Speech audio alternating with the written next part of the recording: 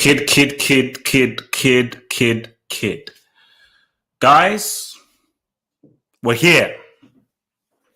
We are here. Winston Churchill lives. Disney lives. We are here. We are here. We are here. Italy are in the final, and they await the winner of this game between Denmark and England. And I told you, I'm a narrative merchant. The storylines are so amazing because on one hand, you have England on a home soil. They've only won one major trophy in their entire history. That was back in 1966. They've only made one final in their entire history. That was back in 1966. So this is something that could be historic for a nation that has no football history. This could make these players truly historical figures if they're able to say what's up. And all they have to do is defeat a Danish side who we never thought they'd be here. We never thought they'd be here. And these guys have belief. They have strong, powerful belief. And, we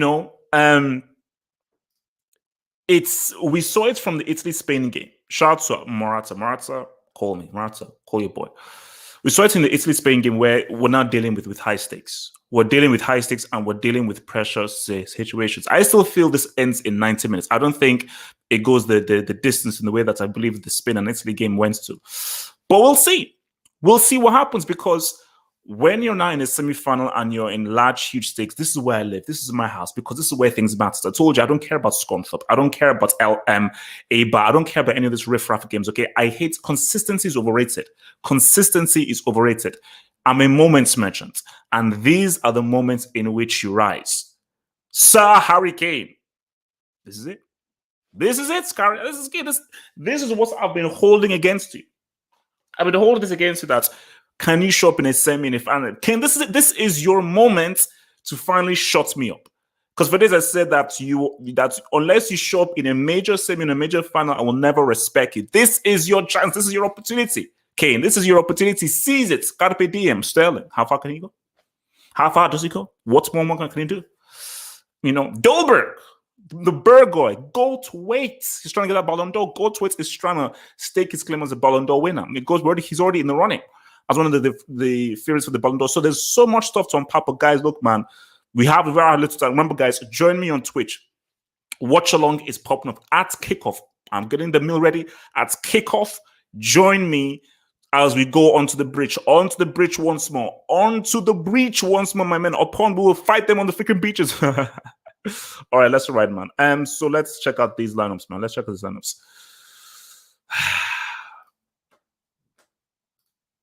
So, make sure everything is all good.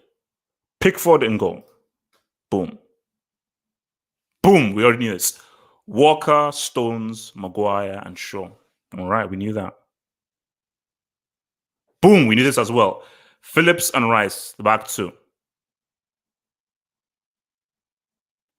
Aha! As we suspected, Saka comes back into the lineup. Saka, Mount, Sterling, and of course, Sir Harry Kane. Denmark, let's see what the Denmark are doing. So Kasper Schmeichel in goal. Vestergaard, Kjær, Christensen, the three. Although maybe he might think about moving Christensen back into the middle. But yeah, he's going with the back three.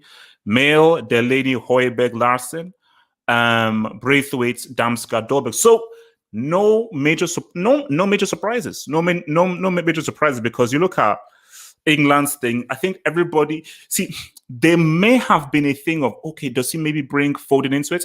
I do believe that Foden may have bleached his hair for nothing. I think that's just right, that he may have bleached your hair for nothing. I just think that, and what a huge opportunity for Saka. 19 years of age, you've been entrusted in the biggest game England have had since 1996.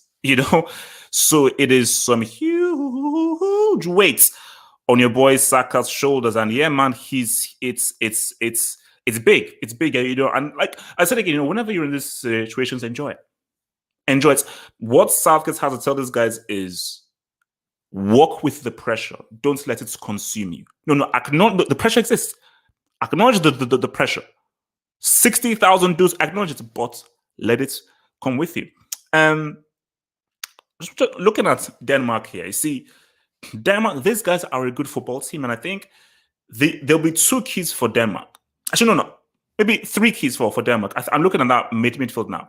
I think Denmark will want to say, let us try and control the midfield and keep possession, and try and keep the ball away from England as much as possible. Remember, England are playing with those two holding midfielders. Because remember, we said the same thing with Croatia, where, okay, my gosh, if Croatia are able to that Croatia will be able to dominate it with Phillips and so on, it wasn't the case. It wasn't the case. I mean, England were able to dominate that midfield as opposed to Croatia. So looking at Denmark right now, they'll say, you know what, they have those two holding guys. We're going to have our four guys in there, obviously with Damsgaard and Braithwaite coming in deep.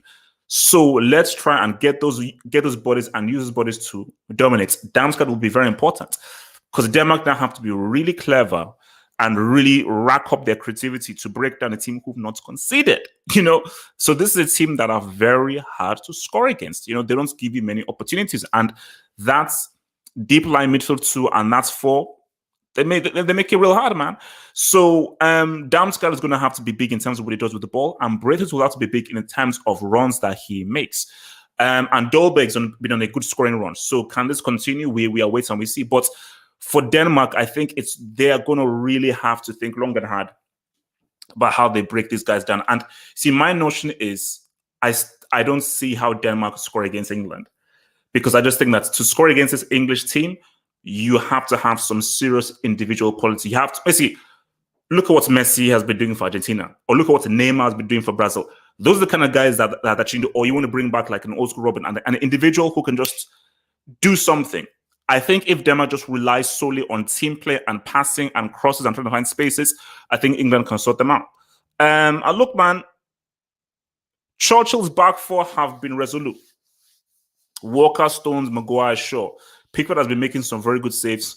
Stones and Maguire have formed a great partnership. I think Maguire has been the big brother to Stones' little brother in that midfield. And Luke Shaw, yes, I get it. Shaw, Beto Carlos, I get it. And Luke Shaw will be key again.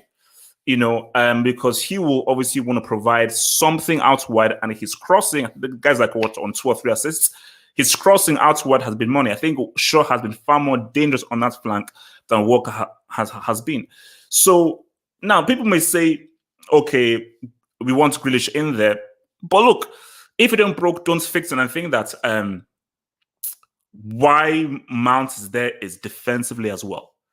Because I think Southgate's trust that, okay, whether he creates or not creates, him being a buffer against that midfield of Delaney, Mel, and so forth is going to be very key. So his walk off the ball, interceptions, tactical fouls, making it difficult for Denmark, making it difficult for them to find passes, I think that's going to be key, because you have to look at all aspects in terms of all aspects of attacking, all aspects of defending, So for Saka and Sterling, it's about them getting into those key spaces. Sterling, again, we know how important he's been.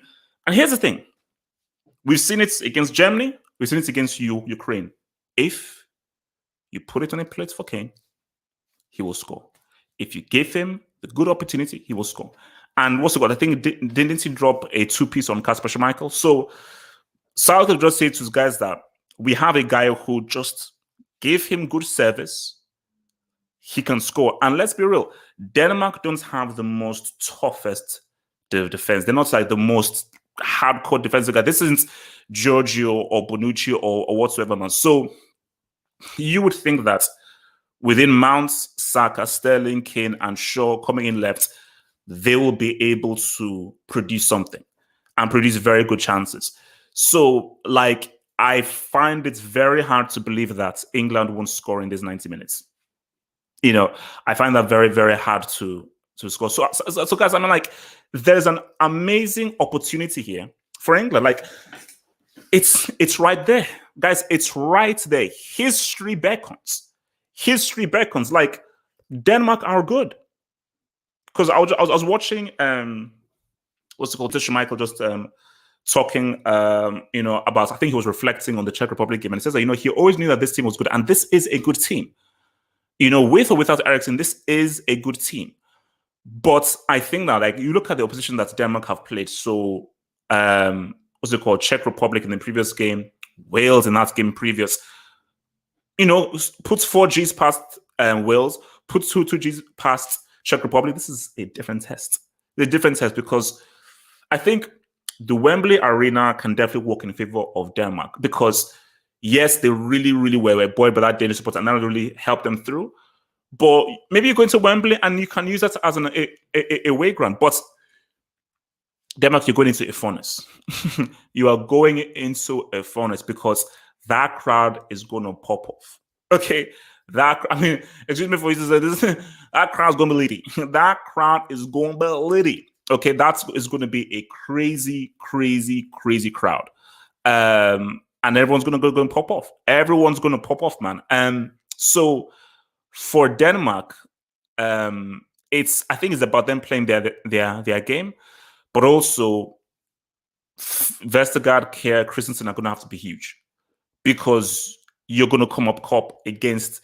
You have to deal with Sterling's movement. You have to deal with Saka's ability on the ball. You have to deal with what Kane can do in the box if he receives service. You have to deal with Mount's passing. So you have to deal with what Luke Shaw is doing on our flank. There is so much stuff for Denmark to deal with that, it's going to be a very busy afternoon for Kjær, Christensen, and Kasper Schmeichel, man. So, but I think Denmark just have to believe in. See, when you're in situations like this, you do need the 2 flex. So Denmark obviously should rely upon that. We know how to play. And we are a good team. And we know how to move the ball around well. And when we turn up, we know what we can do against Russia and what we did against Wales. But they've got to marry that with that desire and that personality. Because you saw in that Spain-Italy game, talents like, look at Spain were the better team. They outplayed Italy for 2 hours. But you need something more. Like in these situations, you just need a little bit extra to really turn it in your favor. And is it? Look, maybe I'm wrong or so forth. I just think that this is where it ends for Denmark. This is where it ends. And it's been a great run. Like Denmark go out, you lose to England on their home ground, a team who have not considered a single goal so far, with the kind of attack that they had. It's all right. So it's already a success in and of itself that you already made it this far. But I think the Disney story ends here because I think England, they understand that this is a huge opportunity. It is a huge opportunity. And I think because they understand how huge this opportunity is, they're not going to screw it up. Because they know that Wembley, home ground, coming off a huge boosting 4-0 win, and the kinds of players that they have, that's the key thing, is the players they have in the attack, the options that they have, and what these individuals can do, and what they've already done at these Euros. They're like, this is a perfect opportunity, because let's keep it real. I mean, Denmark are a very talented team, but I just think England are stronger. Sometimes the team that plays the better for football doesn't necessarily win. It's just the team who are able to cash that check when the bill comes. And there are guys in this England team who have more faith in cashing that check. Let's keep it real, guys. Let's keep it real. Dolberg, yeah, Dolberg is not Kane. If Dolberg gets that chance, I can't put money now that he will score. If you give Kane the opportunity, that ball is going to enter that net because he's a better striker. And not only is he a better striker, he understands that this is it.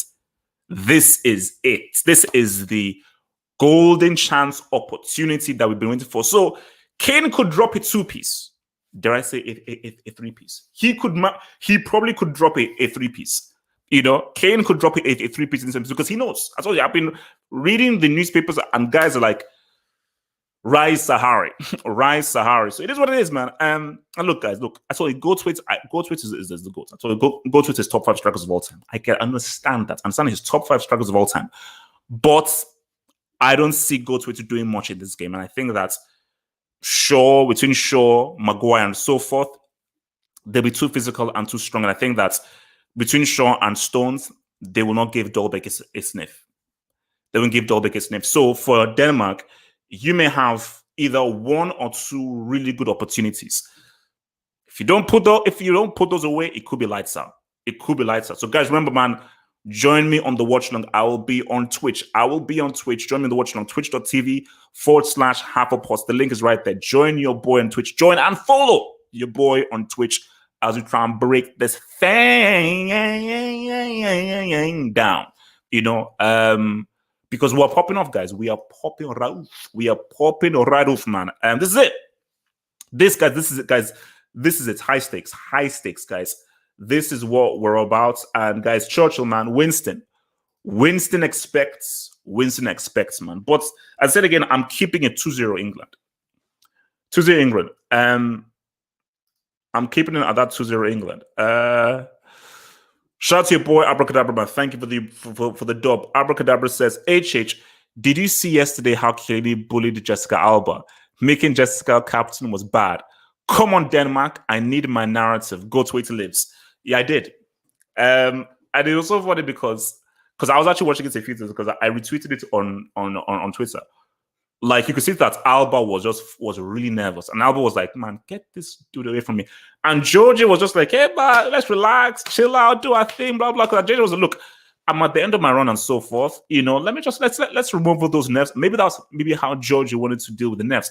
Because just that Alba was like, man, I want to just punch this guy in the freaking face, man. Obviously, no, look, you want, look, and as I said before, what's it called? England, obviously rooting for England. The world is rooting for Denmark based off of the Cinderella story. And guys, sometimes we don't have those happy endings, sometimes we don't have those happy endings, man. So it is what it is. What else are you guys saying, man?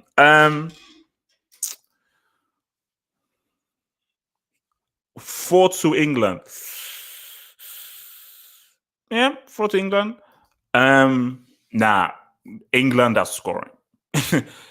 If Denmark are to win, it will be like 2-1, 3-2. England are not going to score over the 90 minutes. They're going to score.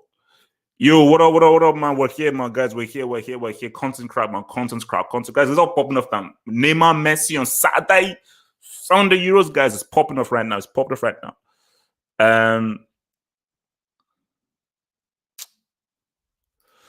So, if England win these Euros, would it count?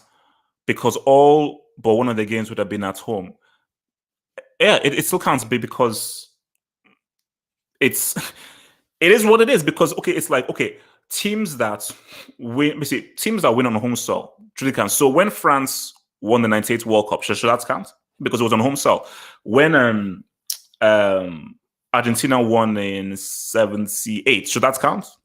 It was on home soil. So that doesn't mean anything. Like, the fact of the matter was that obviously due to COVID, everything got screwed up. So not every venue could accept people due to COVID. And England, because they had the money, was like, no, we're just going to bid crazy amounts of money to UEFA and ensure that our team has the best chance of succeeding by putting as many games as possible at Wembley. So, England just had the money and they said, no, look, we were going to look after our own and ensure that we're all good. Your boy LSK, man, says, LSK, I need that British Empire versus Roman Empire final. Oh, no, look, the narratives are going to be crazy. Like, England, Italy, British Empire, Roman Empire, Mussolini against Winston Churchill, pasta against bangers and mash. So much. There's going to be so much stuff in there. Like, what's it called? Pubs against restaurantes. So much. There's going to be so much stuff involved in it. Fish and chips against spaghetti. Like, the amount of reporters will go wild with the narratives of England against Italy, man. So that's going to be mad, man. That's going to be mad. Shorberto Carlos Marcelas incoming. Bro, look, man, he's been doing his thing. He's been doing his thing, man. He's been doing his thing. He's been doing his thing, man. So, he's had a very good Euros, and I think he's shut down a lot of people. And yeah, man, if Denmark allow him to roam and do his thing, it could be mad, man. It could be mad. But I mean, like, it's ends here for Denmark, man. It ends here for Denmark. Let's keep it real. Let's keep it real. Says HH, London is crazy right now. Imagine if, bro, I told you, man, it's gonna be belly up. it's going to be like if England make this final, man. It's going to be a crazy party. That's what basically I've got to somehow head to Trafalgar Square if England make this final. So I've got to do the post match and everything. But I say, how can I just get to, because it's going to pop right off. It's going to be a full on party right now. Because I mean, everybody see the amount of people that'll be watching this game will be crazy. It's going to be crazy because obviously it was a huge crowd, obviously for the World Cup semi, but for this, because it's at Wembley, and if these guys, like, if England win this, man, I mean, this country will explode. I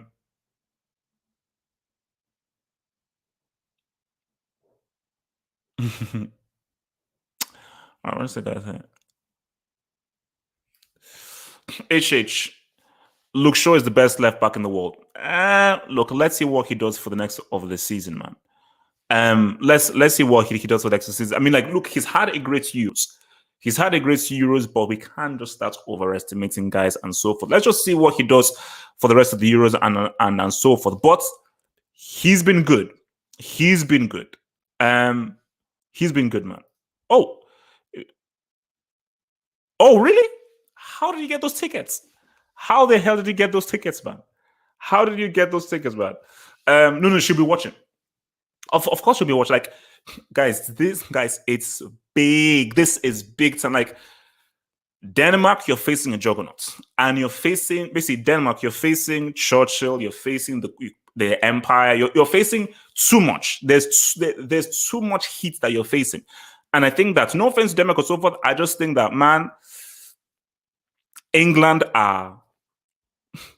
I think Denmark, of course, Denmark want to win it. I just believe that England's desire to win this is a bit greater than Denmark. Of course, Denmark want to win it, but for England, the desire and the hunger for this is too great. And I think that hunger will be too much for Denmark to withstand. It may not be, but guys, we may come back on this post-match and England could drop a 4-piece. This could be, if England just totally explode and go mad, this could be like a 3-0, 4-0, but England know that this is your opportunity. This is your golden chance, because you're not facing France, you're not facing Portugal, you're not facing Brazil, you're not facing Argentina. This is Denmark, a team that's good team. England, let's keep it real. England should beat Denmark. Let's keep it real. They should beat Denmark. They should beat Denmark. What's it called? Have you heard about the Vikings? Vince? Oh, no. We saw that. For this competition, of course we saw it, and I respect the heart that the Vikings have. I don't think you understand. Especially, I live in England, allegedly. Okay? The hunger for this is mad. And I just think that, with all due respect for Denmark, England are like, no, we cannot screw this up. We can't screw this up. And because England, they will put their life and bodies on the line. Like, basically, you thought you saw thou shalt not pass. This is going to be thou shalt not pass times 5. Like, Denmark are not sniffing a G. Denmark are not sniffing a G. Okay, what the fuck is this? So says, but you're looking through England glass right now. Don't forget that you're watching through an England VR headset. No, I'm not. I am being fully real. And of course, I 100% accept that Denmark, the Denmark narrative is real. It is real. I'm just saying that England's hunger for this is deep. Because I feel for Denmark, they've already reaching this semi is already it's already a mini success story of Denmark reaching the semi-finals based on what happened during that game against Finland. But for England, it's like, oh, no. We got to win this thing. And England, like, there is no chance in hell. Based on the kind of golden opportunity we have, we're going to fumble the bag right now. That's the thing, man. We're going to humble for. So, guys, I need to get my meal. I need to get psychologically prepared. Join your boy on Twitch. I will be on Twitch for the watch along from kickoff. That's the link, twitch.tv/Haverpots, twitch.tv/Haverpots. Carpe diem. Carpe diem. So as I said again, my final call. My final call on this whole thing is England will be too strong. They will play with their hearts. So will Denmark. I feel it will be a very emotional game.